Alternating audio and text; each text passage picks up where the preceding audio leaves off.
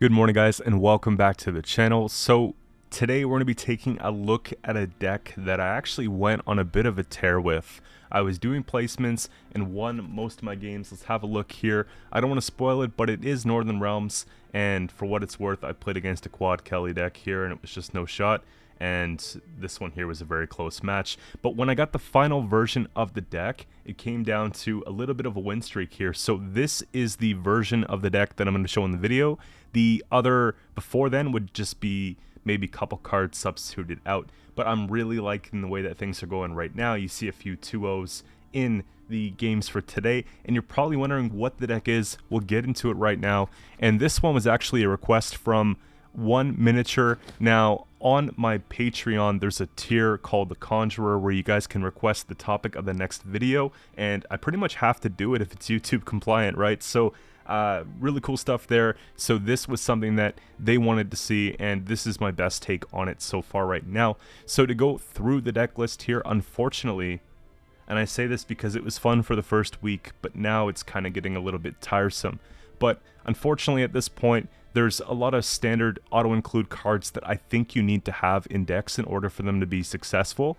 Now, thinning just seems to be very important.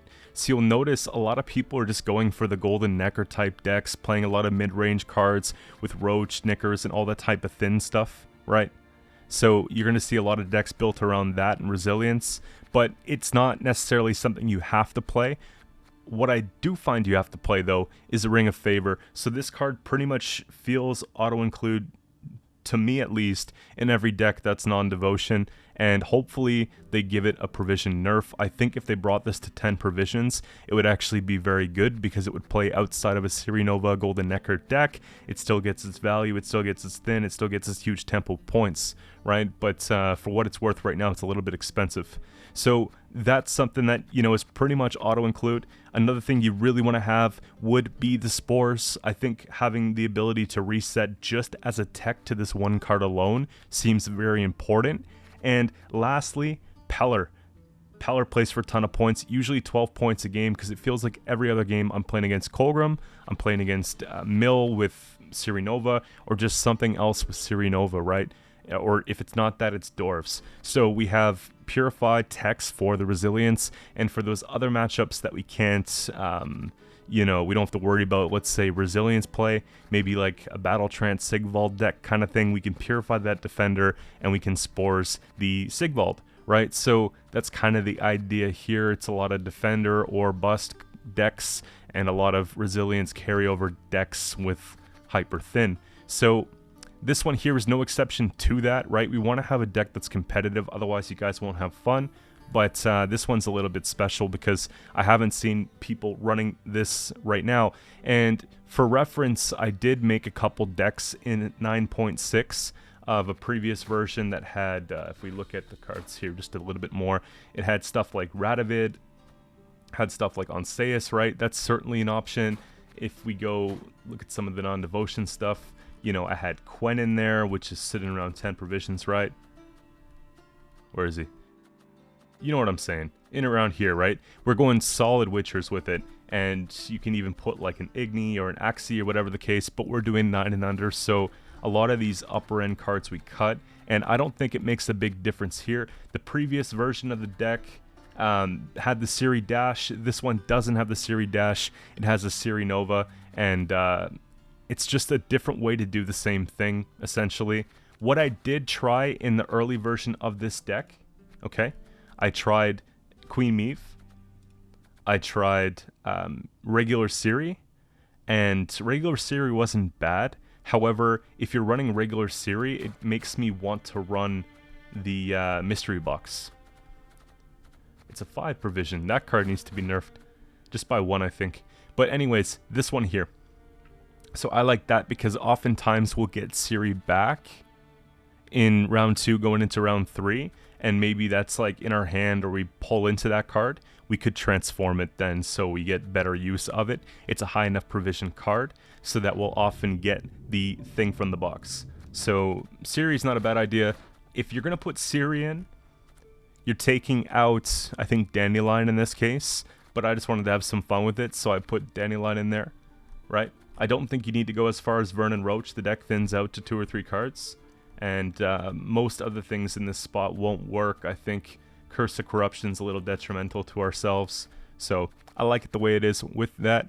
So to start off through the deck list here, we've got Royal Decree, play a unit from our deck, so we can fish for one of our Resilience cards with the Ciri Nova, or we can go in for the Kaldar if we need it for obviously a big point swing, or we can obviously go for the Vandergrift. There's quite a few cards that we like to pull here, right?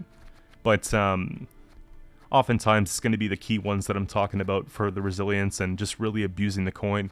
With that, another card to touch on, the previous version had Amphibious Assault.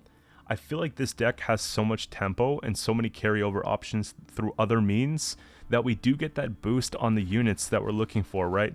You know, normally it would play it and it would boost it by 1 up to the provision allowance of 9. So let's say we play a Damned Sorceress, we'd get the 4 boost on this when we play it from deck, right? This only works with Northern Realms units, so, you know, it would be pretty good for a few of the cards, but it wouldn't be great for other ones because they're already high provisions. So what I like about this deck here is that Dandelion can actually just like have pretty much an unlimited ceiling if we can get this down early in round 1. And even in round 2, if they try and bleed us or we try and bleed them, we can establish some carryover for round 3, right? So that's kind of an option, and of course with the location, it's another option. So we get rid of the Amphibious. But anyways, back to the list here. Golden Nekker is just the tempo swing king in this case. If your starting deck does not have cards with a provision cost of 10 or more, play the top unit, special, and artifact from your deck. So this card's a little bit RNG because you don't know exactly what you're going to be playing. And there might be cases where you're playing the wrong cards at the wrong time. So what I like to do with this is I like to reserve this for late game. And I just like to make sure that I have an artifact in my deck. So what I've done here is I put the Forbidden Knowledge vial, right? And I've put the Carcerin, so we have 2 artifacts. Very similar to my Rack of Swarm deck. I want to have a backup artifact just in case. With this one here, the condition of the vial, it actually helps us with thinning because a lot of people are running this right now, so it spawns itself or summons itself to the playing field. So I just know that throughout the game, I mulligan this card back, right? And if I'm bleeding in round 2, for example, it would be a perfect time to pull it out for the carryover for the round 3. But that's kind of the way I play around the artifacts. For the units, I try and play as many units as I can early on so that I have, you know, an idea of what I'm getting out of the deck. In round 3, it could just be the finishing piece to the puzzle, basically, right? So if it's end game, we miss Kig Rongder, maybe we want to take it towards the last turn so that we get the payoff that we're looking for. If we have everything, but maybe we're missing Anna Strenger and a couple bronzes, maybe we want to take it earlier on in the round so we can try and pull out this 2-point per turn engine. The same thing applies with the Windhelm, right? So that's kind of how you take the Golden Nekker, and I like to try and keep the spores in hand so that we're not pulling into it, so that I'm hitting target practices, and I think that's great, right? Alternative to that would be like a Royal Decree that we pull, and I think that this deck has enough specials that we're able to pull something every time. Just try not to hoard specials in hand round 1, basically, right? That's pretty much it with the Golden Nekker, so that fits perfectly into Ciri Nova decks, which is why you see so many of them going around right now. This card here, deploy if your starting deck does not have cards with a provision cost of 10 or more, gain Resilience, Shield, and Veil. So this will work when we play it. If it's taken, if it's like recreated more or less from like a Simulate or something like that, it's not going to work because oftentimes they're not going to fit these conditions, right? Now, it's a good card, right? There are ways that people can tech against it quite effectively. Peller would be a good example, right? But all in all, it puts the pressure on, and because we have a defender in here that synergizes with our breaking of the shields, it's just another way to protect Ciri Nova to help get it to work. So this is why I've had more success, I think, than my opponents in playing Ciri Nova, because oftentimes they're not running a defender to protect the Ciri because it feels redundant, because it already has a shield on it, right? But I think that it works out quite well here. Now, Defender, really good because not only are we protecting our units, we got a lot of important engines, right? We got Ciri Nova, which is just going to be a carryover engine. We've got the Vandergrift, same thing applies. We've got a big payoff card. This is going tall. Immortals is an engine that, you know, works with the damn Sorceress engines. We have Anna Strenger, that's an engine. Windhelm, that's an engine, right? And technically, these two are engines too, right? The Kedwenny Cavalry and the Griffin Witcher Adepts. So we want to keep these things safe, not to mention what we spawn off the location here, all engines. Dandelion, if I didn't say so. So Defender just feels important. The fact that it has a shield, even better, right? Because we can rip that off and get some value. Chances are our opponent's going to break through that shield, but, you know, at least we're absorbing the blow for 1 damage ping, so it kind of trades nicely. Now, Dandelion, we talked about it a little bit, but the card boosts a unit in our deck by 2 with a cooldown of 2. So every other turn, you want to play it early so you can get the maximum amount of turns. And if it's inspired, at the end of your turn, boost the top unit of your deck by 1. So what you do with this here... Just trying to move the cat. I'm doing work right now. Thank you. So what you do right here is basically you put this down, you use Engineering Solution off of it, which inspires it, and then right away at the end of the first turn it can boost by 1 every turn, and every second turn you're able to go and give that boost by 2 in deck. You can choose what card you're going to get, so it's not randomized. You can actually go and just boost things that you know you're going to pull, or you have a really good chance of pulling, right? If there's not many units in the deck, you could pick that one unit that you're going to be getting, right? Nekkers would be a really good thing to boost as well, because you can feed a bunch of boosts on this. He comes randomly to the playing field. It might make it very difficult for your opponent to pass because of this, right? But I like to just do a little bit of that and just try and develop a little bit of carryover within the deck. Potentially things that could see removal, right? I think you know, things like the Adept, to have it there just in case they have a ping saved and they take out the 4 after the case, like boosting those up's pretty nice. Inspiring Anna Strenger so that she works for boosting adjacent units is really nice to set up as well. Boosting Keldar so he has a little bit of a ceiling, so it's not just a 5-point removal, is incredible as well. So that's kind of the idea. Roach for thinning, Knickers for thinning. Keldar's great. Whenever you play a special card, spawn a Witcher student in the row. Adrenaline 4 at the end of your turn, spawn a Witcher student in this row. So it's a 2-point per turn engine, but 4 points on turns where we play specials. Now, if you're looking at how the deck plays out, chances are we're going to be playing Keldar in the round that we're playing Golden Nekker. So if we go Keldar and we go Golden Nekker after, then we're getting 2 procs on this in the same turn, but then the 3rd proc at the end of our turn, right? Because we're going to be playing special and a special and then turn end. So that's actually pretty crazy, the 6 points from that. And then we have obviously the Griffin Witcher Adepts that we can make off location, and the 2 that we have to flip all of those tokens quickly and then giving them 2 extra power, right? And then we have, of course, the payoff at the end with the King Ragnar that's going to be taking all the shields off, everything that we've given a shield, and boosting itself by 3 for each, right? So really cool stuff there, really good synergy with that. Ring of Favor just gives us pushing potential, right? This card starts in your hand, boost an allied unit by 4. While in hand at the end of your turn, increase the boost by 2. When your opponent passes, banish self from the hand and draw a card, right? Simple enough, and that's basically it. If we can hold the opponent until late round, we can play this card for like 20 boost, which makes it extremely difficult for the opponent to win the round. And if we can have spores available too, we can just counter them playing it, because chances are they're playing it as well, right? So that's basically it. You want to run that card. Try not to take it too early. A lot of times the opponent will panic and take this really early. You want to wait till they're done playing theirs so that yours is worth more, essentially, right? It keeps you in the round for longer. And of course, Serens for some carryover, for engine of choice, right? Maybe we need some consistency tools as well. It's certainly an option, and that's pretty much why that's there. Resilience, pretty simple. You guys know King Ragnar. Play it on melee, not ranged. You got to be careful with this one. Remove shields from all units. Boosts out by 3 for every shield removed. What's nice about this card too is that if the opponent's playing Ciri Nova, you can rip their shield too, right?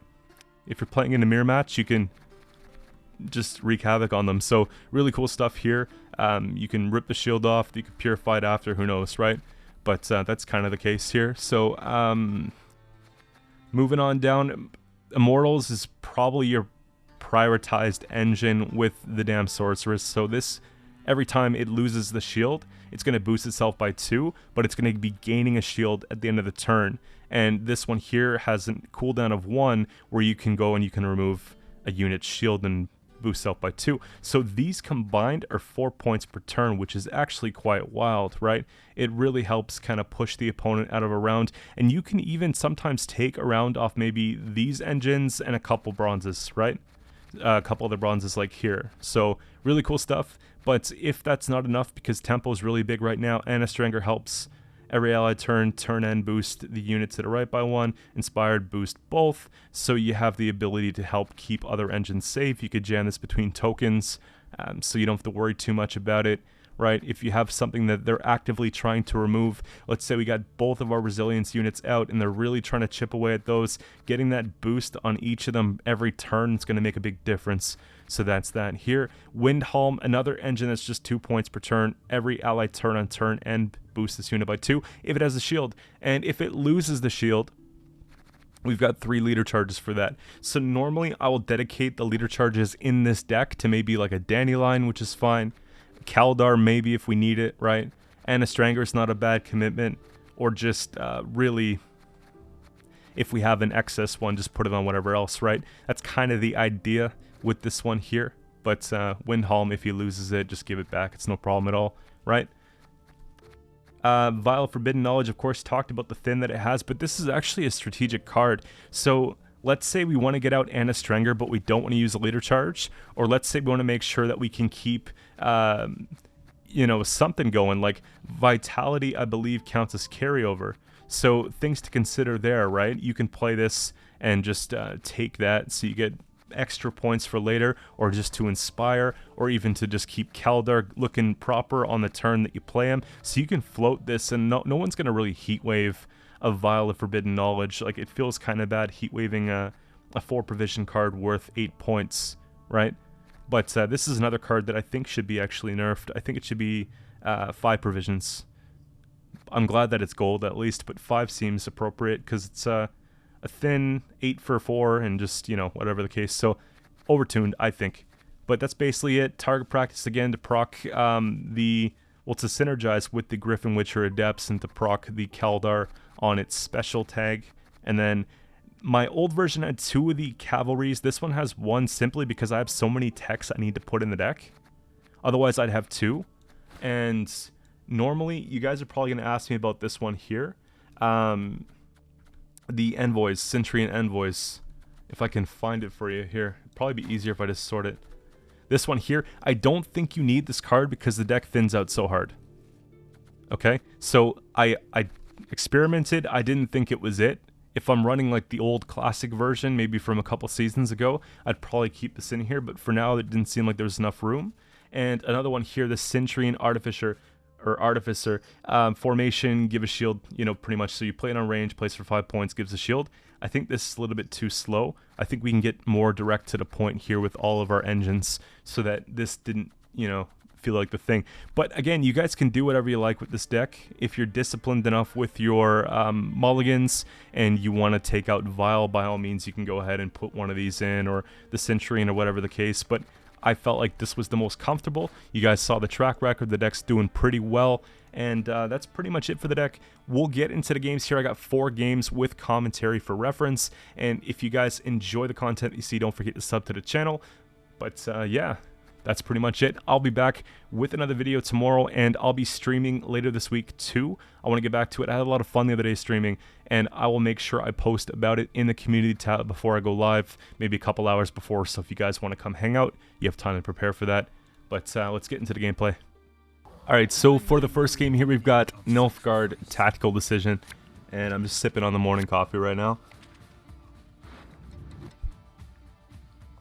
So obviously you want to put back Roach in round 1. Same thing applies if we pull Nekkers. I often do put back Vial, right? Because there's a chance going into every match right now that that could automatically summon to the playing field. So just don't hold it in round 1. And if you guys drink sugar in your coffee, hear me out. What you want to do is get an 85 to 90% dark chocolate and have like maybe 2 squares. And it's full of like good vitamins and minerals, and it's sweet, but it's not like super sweet. And I drink black coffee, and it's like the best pairing you can possibly think of. So do that. Pro tips. Now, I just get started right away in Dandelion here. I want to get the most value as possible. And I'm thinking right away that this is probably going to be the Colgrim Ciri Nova, you know, type deck. So if they're going to be clogging me up, at least I can get some carryover to make these units that maybe we don't want to play a little bit more desirable to play.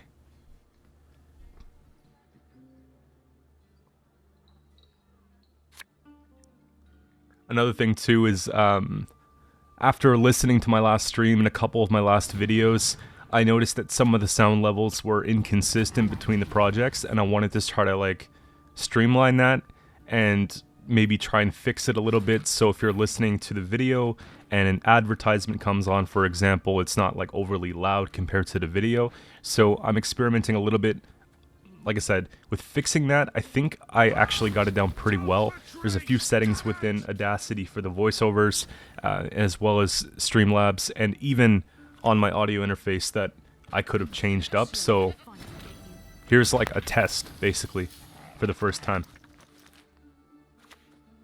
And you see what I mean here? We've got Resilience on the Vandergrift. We've got the Dandelion working at the 1 point per turn passive boost in our deck, and then of course the cooldowns counting, and a Stranger's coming down too. So we're keeping tempo very nicely with what they have going on, and I'm just deciding to boost up that Keldar because I'm gonna find him, and we have the Royal Decree for that, right? So now we get a second Resilience unit down.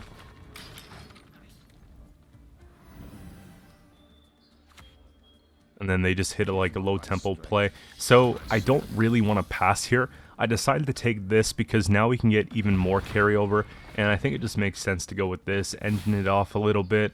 Maybe if we can chip down their melee row clog infiltrator dude, then that should be pretty good.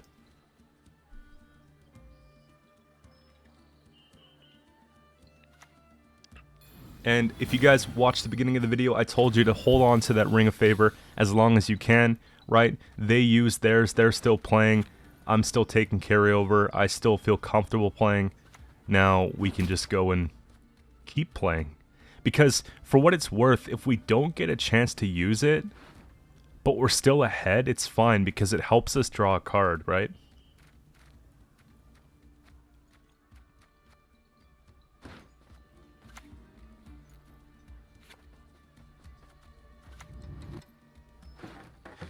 So in this event here, I kind of want to win on even, so I opted to take it, just kind of relying on our ability to draw Keldar. So far, we haven't really been clogged that much, so I'm feeling pretty confident with that, right? But I think round win's very important, and if they have a Snowdrop leader swing, that should be a big deal, so just keep chipping at that. The only downside, though, is on Adrenaline, that's going to lock itself, right? So, technically, since that was our last resort at removing that, we should have maybe left it at 3 power, because then we wouldn't have lost value if we sniped it, but in this case, it doesn't really matter that much. And so, you see what I mean? They played their Ring of Favor a few turns ago, and I'm playing like these cards, and I'm still up. So now, even if they go ahead with a, you know, a pull with like a Snowdrop leader, we've got this huge point played, 20-point swing here. And I feel like that sort of just pushes them. If they go all in, then we can go all in, and I think that's fine because we have a lot of shields on the board, but we just get the pass here, so that's pretty good, right?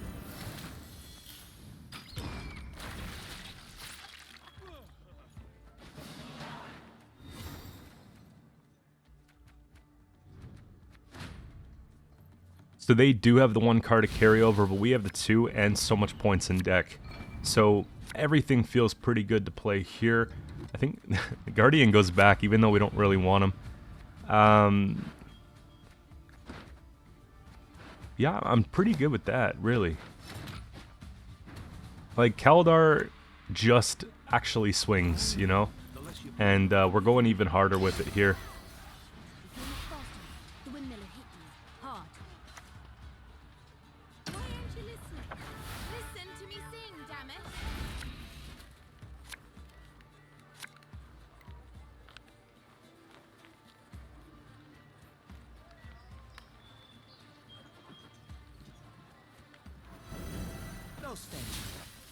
So when I see this kind of happen, it's obviously not good for the Ragnar play.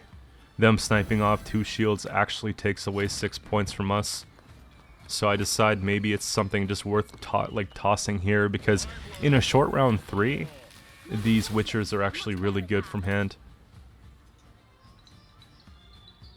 And what's nice too is that we can even just chuck them on range row, which is fine because we're not going to be able to use the order. It's just going to be the passive that we get, right? The adrenaline effect.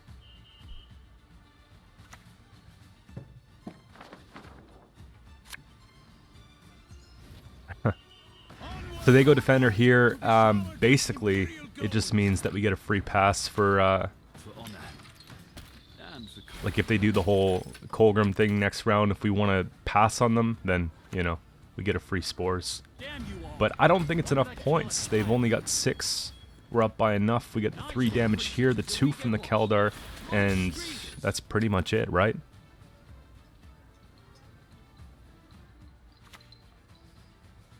So we passed the Colgrim test quite well, 2-0 here. And moving on to the second one, this is probably what some of you guys are thinking of its toughest matchup. I actually thought that this one was going to be pretty bad myself. Their ability to break the shields is quite wild. However, some of the benefits that we get from broken shields kind of compensates a little bit from it.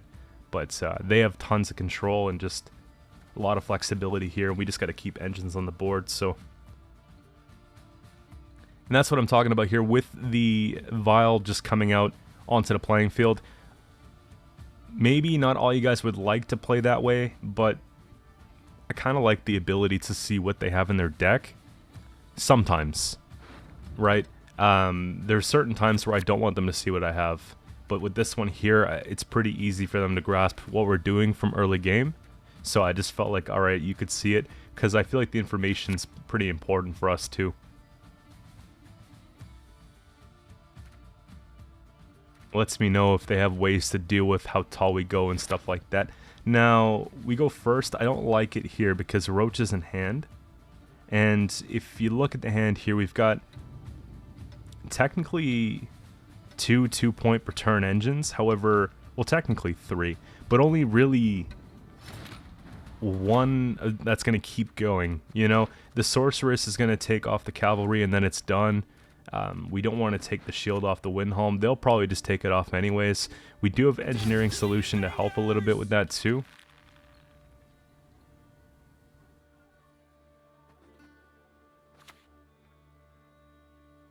I was trying to decide if it's like a Brockvar ping, couple liters, and that's like, you know, done. But I don't think you ever want to go and do that.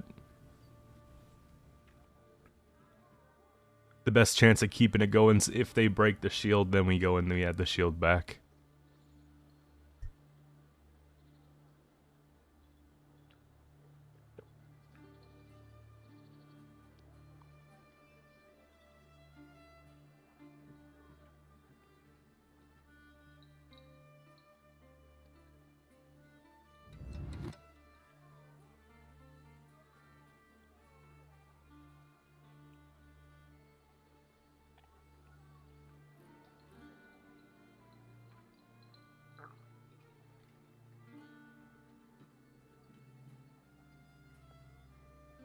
From what I remember, this was a bit of a longer game, though. Like, lots of roping. I'm just looking at it, too, here. Yeah, it's, like, one of the longest ones. I think the longest game for today. But, it's alright. Now, that's actually pretty good. Like, we could click and take Roach 'cause brick, right? And I'm okay with that. Like, it's a backup plan, you know what I mean? We get 3 points auto thin, or we could just get a 13-point slam. It's kind of one of the two. Defender here is quite nice. It allows us to maybe get some carryover.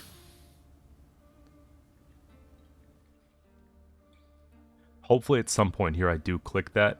I believe I take information at some point as to what they have, but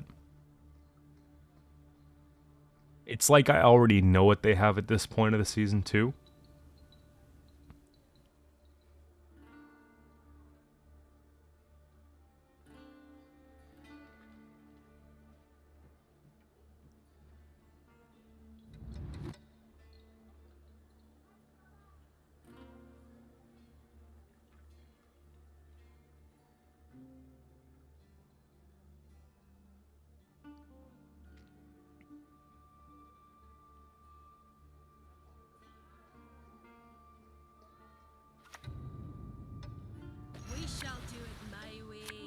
It's my understanding that they don't have like the best hand because, you know, the long turns that they're taking. So that's something to consider as we play into the round here. I think it's important to maybe get something like this down just because they could use leader pings, but at the same time, getting that carryover down soon is important, right?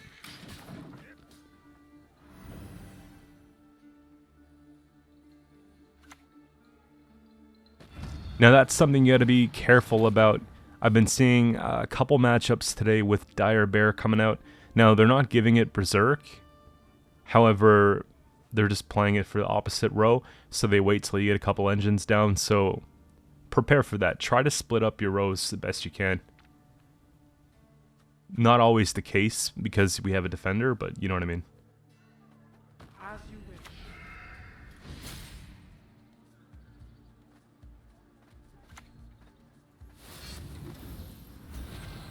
So I don't rip the shield. I suppose I could have ripped the shield off the cavalry. However, it doesn't make a huge difference. It keeps the defender shielded, but at the same time, the cavalry doesn't boost, right?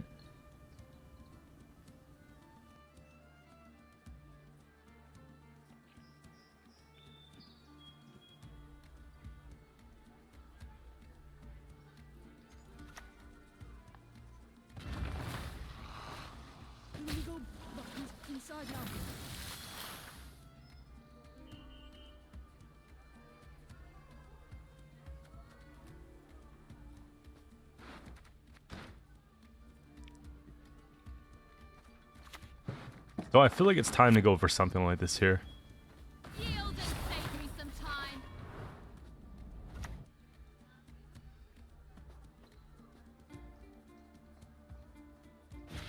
That was a throw, by the way. That was a throw. I was on the phone when I was recording this game here, and I was like, oh, look at this, it's so OP. You know, but yeah, we just shut up. I guess it doesn't matter, actually. No, it doesn't matter.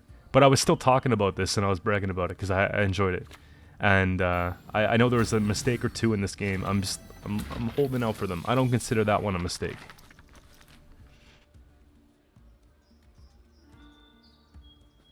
I think what it was is later this round I might have forgot to use the Sorceress altogether on a turn. Ring becomes less attractive to me here. And I play into Spores a little bit because I feel like, okay, if they Spores here, I pass, I still get carryover, we can get card back, right? That's the benefit of having Ciri Nova down.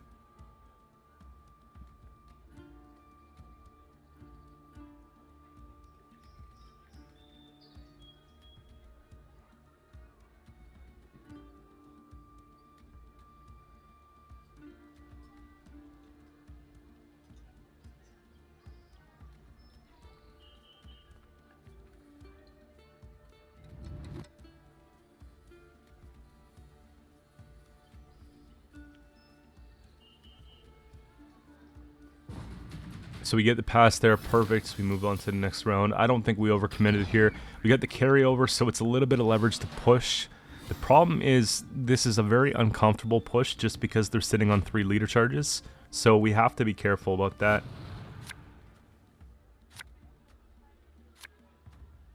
One matchup that I don't know how effective Spores will be is this matchup.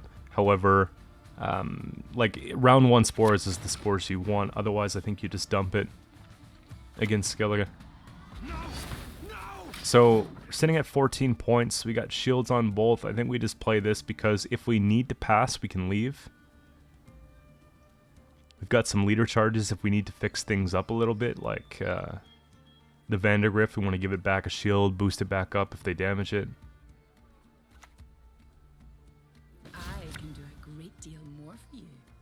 This would be an example here.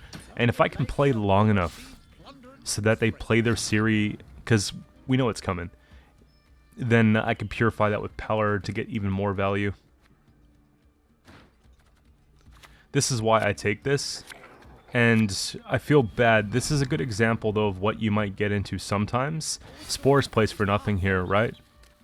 So I normally like to at least have Kaldar out first, but this is a unique circumstance because we're just trying to see how far we can take them. And also thin out so we pull some of our combo pieces for round 3.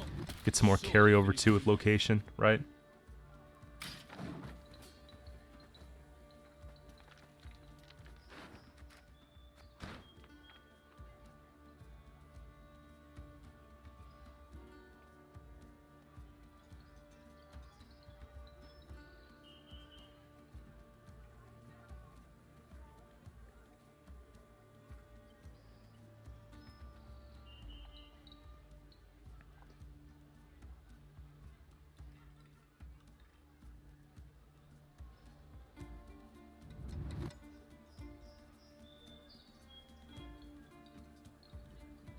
So just as I suspected here, they put that down.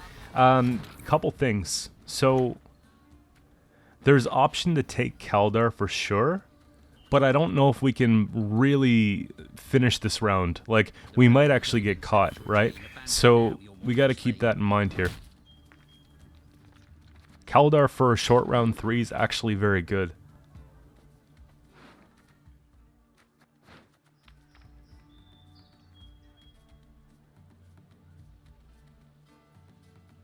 My buddy was just asking me at that point of the game how I knew the Ciri was coming, and I was just explaining with the vial. We got to see that information, right?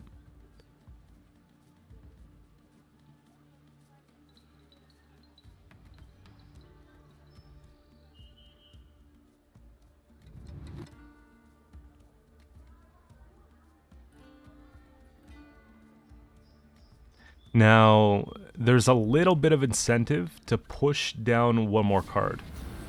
And at least, right? Because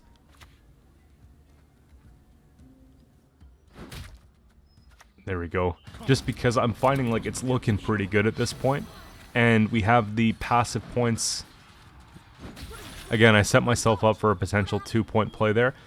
With the Witcher, you want to hit something else so that there's 3s plus on the board.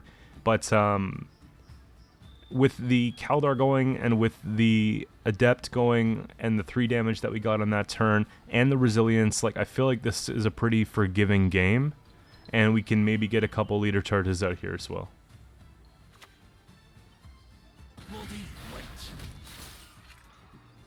And we're getting really good trades on that, so it's incentive to keep going too. If I were them, I probably would have taken a leader there to try and snipe out one of the tokens. I think it's actually going to be Kaldar just so we can keep it going. And this is what I'm talking about here. We played the special, we get the resupply, we get the turn end.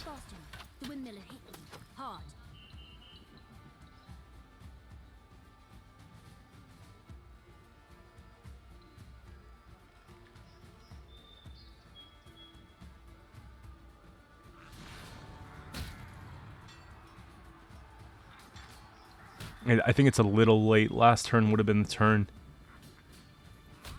But it does take away from Ragnar.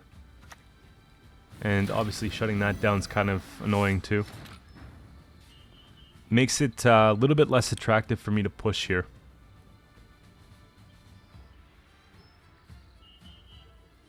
But if you think about it, like Ragnar's not getting much better. We've got 1 shield on the board. It might as well be 3, you know? And we just get that 9 boost, like 13 for 8, still a very good Ragnar, I think. And that 13 points is a lot safer now because I'm thinking that, I forget at this point, but Judd is obviously a threat in these decks because 9 and under, they have this leader ability, right? It's a great removal tool. Now they have a hard time executing that. So seeing that come down here, obviously seeing that for an Elder Bear, we know they're going to be getting the 6 points at the end of their next turn. It's one of those things where I guess they just didn't think they had it. But there we go. Moving on to the next one here, we got Deadeye Ambush, Scoia'tael. And I'm pretty sure, yeah, it's just classic elves.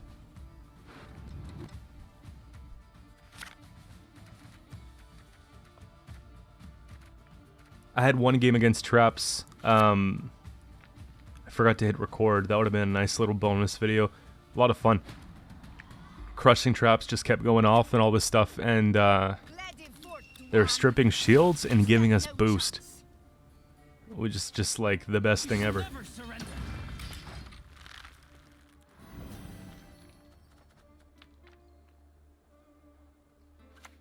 Now, we play it smart here because I'd rather them take a lock on something like the Windhelm than take a lock on the Dandelion, I think.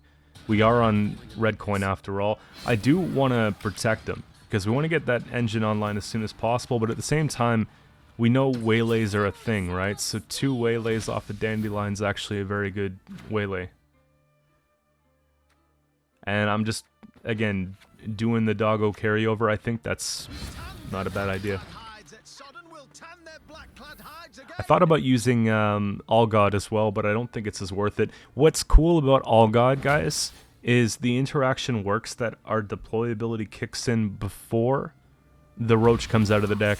So if you play All God first, and I tested this, then you can boost the roach and the Nekkers, and then they'll just swing out. So I tried it in some lippy version that I was messing around with. Ended up taking it out, but it was still very cool.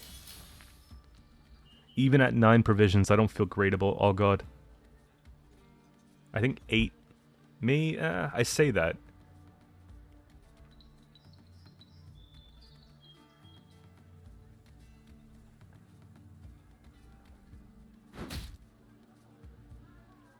Now, what's nice here is that we're trading scenario for, you know, just a couple cards we would have played either way, right? We're getting carryover all in the meanwhile, and, you know, things are pretty good. What's nice is that Ciri obviously is great for the target practice too. That's something we want to get down early, and, you know, we get the extra benefit from Witcher on the road type thing. Now, there's consideration to not play Vandergrift in a round 1 like this because it's going to be difficult to win, right? I know I'm holding on, I'm just trying to force out gold cards, but realistically, we know elves have the tools if it comes down to a very long round to get it done, right? I think the only really way that we're going to take this would have been, well, that sucks, but so they get the 2 boost here. Actually, yeah, I'm just as surprised now as I was actually playing the game. Gotta decide what it's gonna be.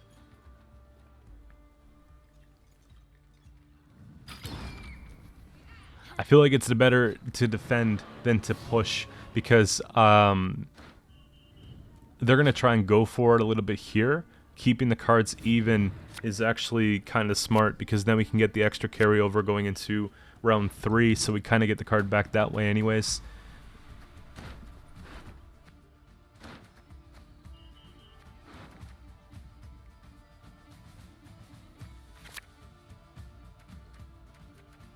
I'm trying to decide which one to put back because the golden Nekker, I think it's going to be that because we could take the location for carryover if they push, right?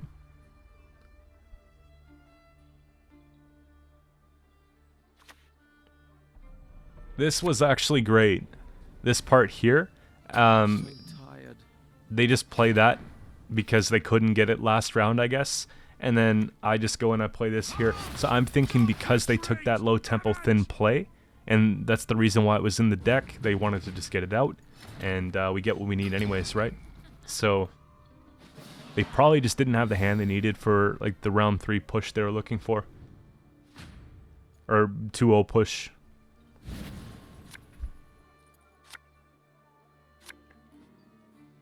Now, I don't think Pellar is important here, even boosted. So we'll just go ahead and get rid of that. The damn Sorceress is okay. I don't love 2 of them same round, but it's tough because we want to preserve shields and then we want to use Ragnar to finish. But 2 is not bad because 1 might get answered, right?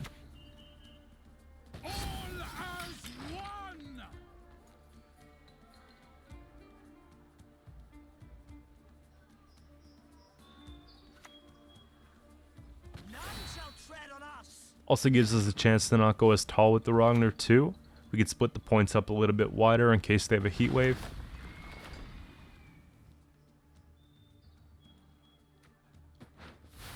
I figure it's going to be a long round. Let's make it count.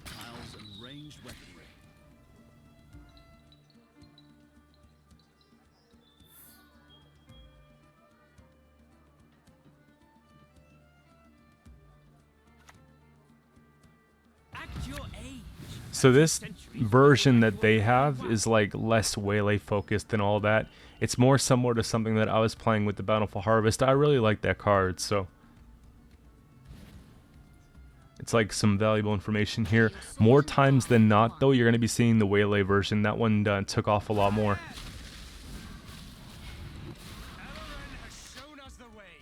And we've got the tools that we need to go and play our Anna Strenger here. We want to get that online as soon as possible.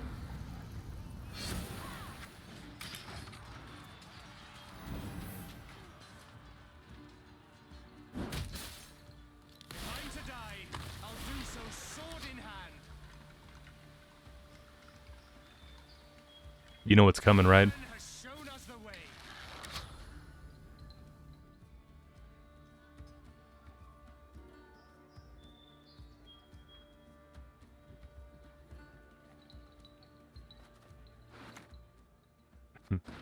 It's a really good Yavin.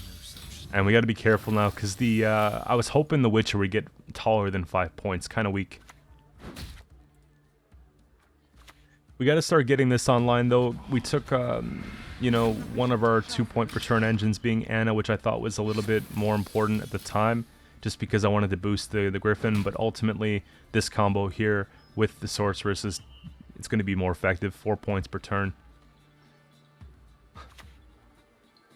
And thankfully we have 2, right? Just start chipping at that a bit more here too. I'm stacking melee row a little bit because we obviously want to have room for Keldar in the back. We don't want to stack it much more than this because we don't want to give Torviel value, but I don't think they're going to want to take it on that melee row anyways because we have the 2 shields, right? That's tough. The fact that they used both of their resources to get rid of our engines, though, makes it so that Keldar sticks. And with Keldar getting resupply from Golden Nekker, whatever we play with that, and Decree, it's going to make a big difference, right? We're going to be getting 3 off that, and just more so. It's crazy.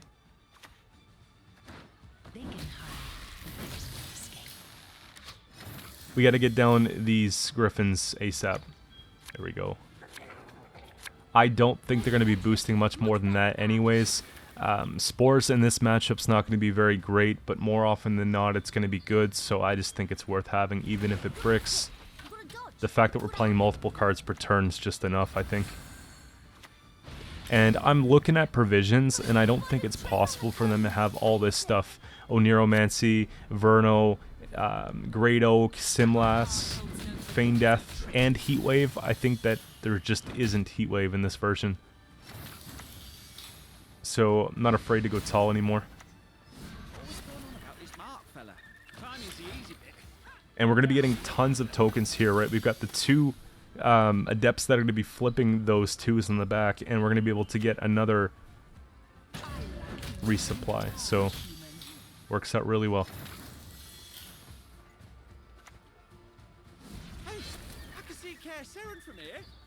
Doesn't really matter which one we flip.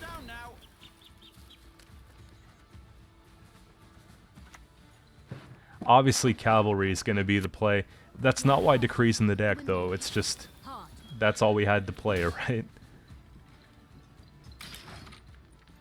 Now, that's where I took a mistake actually. I meant to use Sorceress off of the Immortal and I forgot. Because I was thinking about the 3-point per turn release on the Ragnar, but at the end of the day, I'd be pretty upset if we lost by just that little bit of points. Like, look at the amount of points we have here. Even a Heat Wave is not enough to take it, even at 24 points.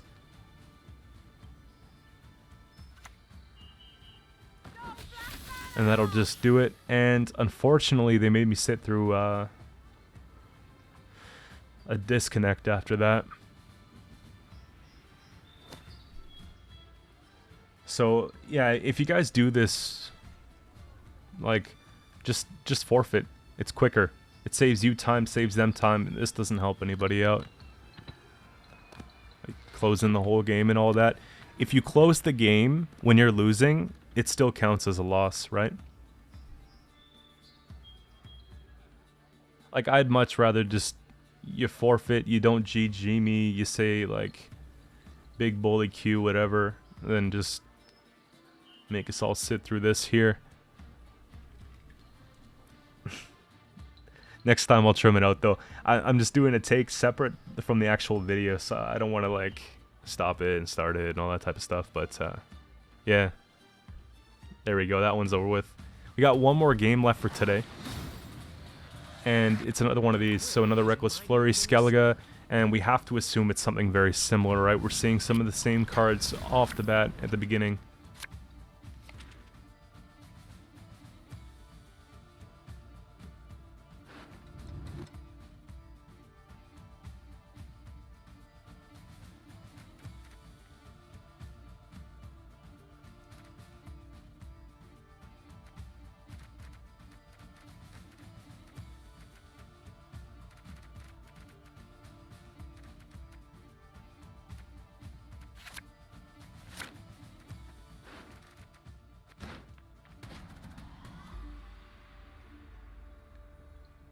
There we go. Just checking the Discord server. It's super active. If you guys aren't part of the Discord server, we've got, I think we're going on 300 people at this point. Very active Gwent community, wholesome people, very insightful, and I recommend hopping in, saying what's up. That's how we keep in touch when I'm not on YouTube and all that type of stuff. And usually on the Discord server, I'll definitely see it, right? Sometimes comments get a little bit diluted on YouTube, but not on Discord.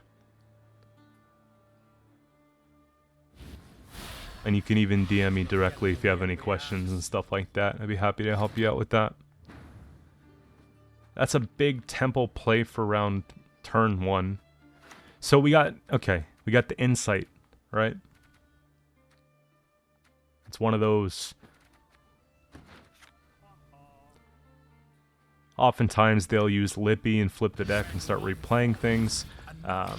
Really, like you could use Fukusha as well, because you're thinning down to essentially nothing with a deck like this. I'm thinking that this one's more Lippy than anything because they have so many cards for thinning, right?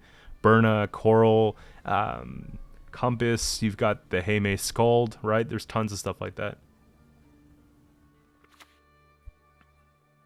And this is an issue because I feel like this is going to get more common. Remember earlier in this video when we saw Dire Bear come down? Same thing applies here. Feels actually not a bad deal for that spot. And this Dire Bear is very strong because even if I play everything else on the ranged row, the Dire Bear is still getting 2 points per turn, right? Because the Immortals is not working. It makes me pushing this round significantly harder. That might even be amusing. What would you do? And we're just not keeping up in this one, unfortunately, like as much as I wanted to.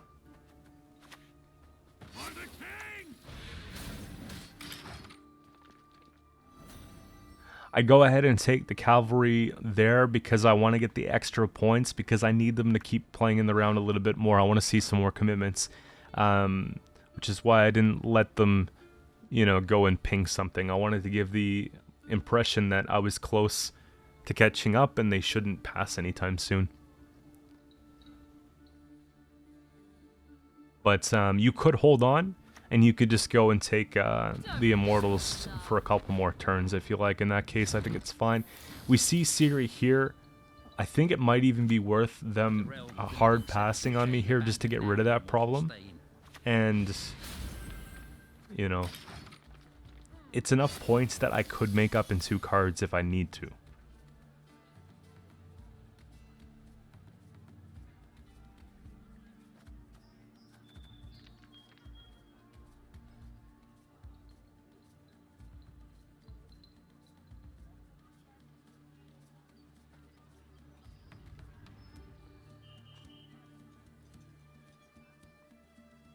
I find, I don't know where the trend came from with Gwent playing down to like everybody just wanting to thin down to 0 and like the whole thinning is winning type vibe. Like, I understand pulling your cards is important, but I just don't know why everything has to be hyper thin. Like, it's okay to go into round 3 with, you know, 7 cards left in your deck, right? Because then you're feeling like those elements of chance, and like every match doesn't feel the same. But when every deck thins down to 0 and some, like these decks are doing now, like you can predict every single turn. The opponent's not going to miss any single cards, and then it just becomes more binary, right?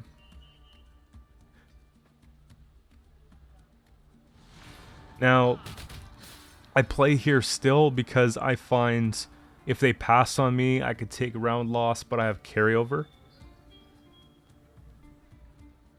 And this tells me they're looking for the Junid badly on the Vandergrift, which is fine, actually. It's stuff like this that we're waiting for. Getting these leader charges out of the way in round 1's perfect, because then the shields stick in round 3. And, wow. That's a boost. 14 boost on it. It's gonna lose the boost, but it'll keep its base value going into round 2.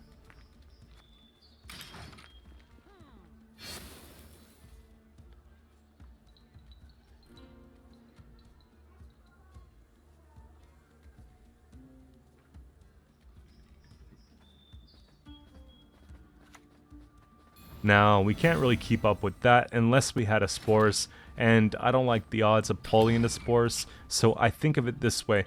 We got 2 leader charges out of the way, we got a lot of their big plays out of the way, we have some carryover, so not only are we 1 card up, but we're also 1 card on the playing field up. It makes pushing for them a lot more awkward. And if they do pass on me here, then we have the means to go in and get Ciri Nova, which is perfect.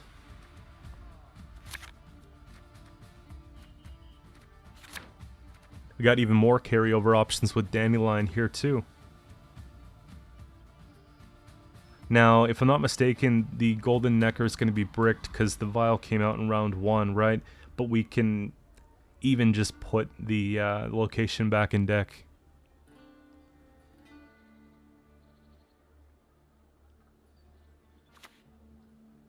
I fish breath? How dare you, foul swine? You take enough.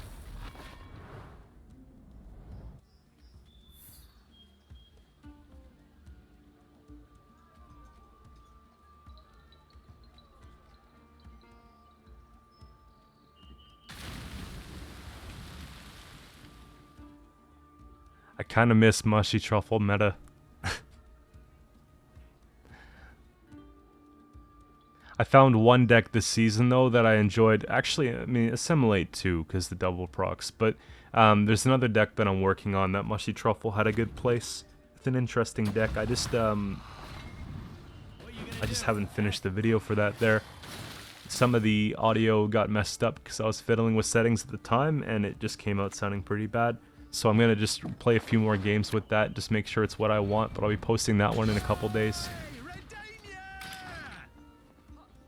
I don't want to protect Ciri now, right? Because I know what they're going for. They want to take the last leader ping, get that good hit, take the Junid, right? I could see this. And they still missed it, which is just unfortunate. So we did really well in that trade here, and now we're just preserving card.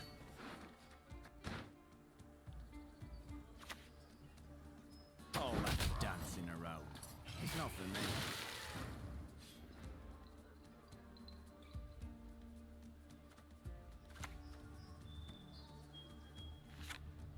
I'm thinking carryover, right? With pleasure. I was also kind of thinking maybe take the Donamir and boost that instead. But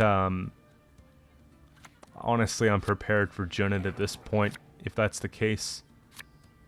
Would have been actually perfect if we had a shield on that defender at this point, though. But since they get through it, I'm definitely putting a boost on Ciri. And not because she gets shield, because she has Veil, she won't get the shield. It's just so that she stays out of removal reach. So they get the 8 points at the end of next turn.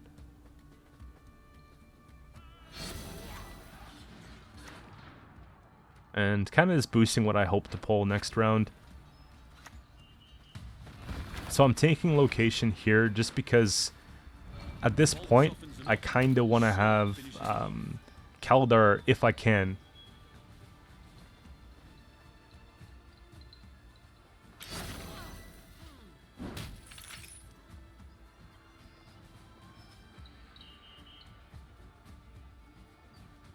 For the round 3, right?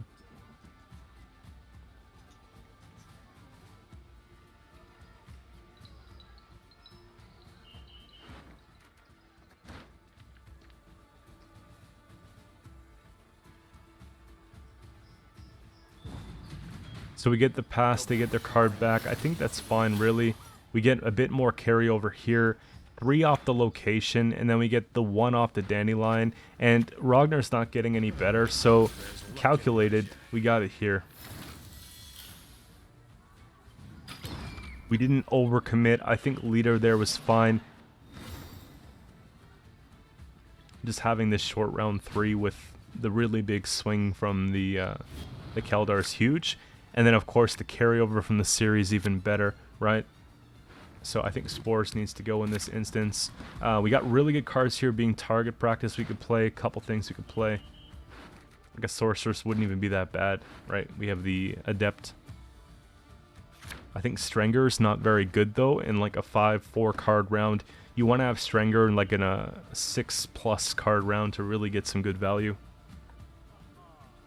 What I like about Strenger here, though, too, is that when we have Resilience, there's going to be things that are adjacent, right? So you can quickly get Anna Strenger online, which is kind of nice.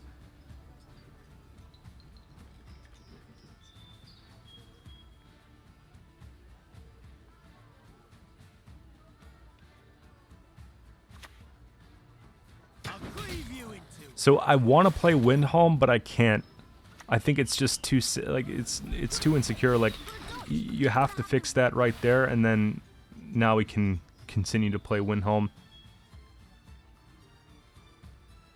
And if we get lucky too, we can go and actually take. I'm pretty sure we have a second Adept in deck, don't we?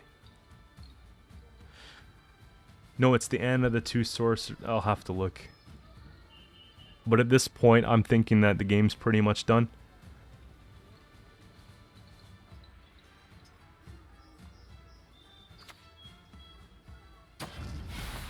In fact, we can even opt to maybe just transform the Golden Nekker. I don't even mind. I think just a big slam at the end is really good.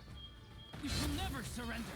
Yeah, because I'm looking at Spores potentially not being very good, right? And we don't really want to use the Sorceress here either.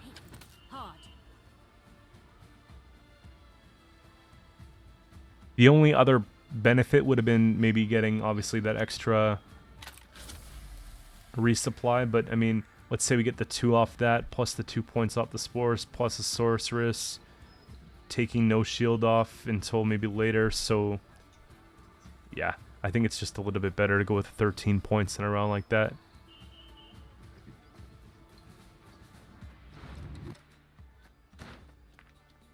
Could be many things, right? They can create anything that's not in the starting deck. What they chose is actually a throwback. I was expecting Fukusha or something like that, or Lippy, but Hemdall is actually kind of nice. It brought them a little bit closer. Finally. Hey, I can see Qcento from here.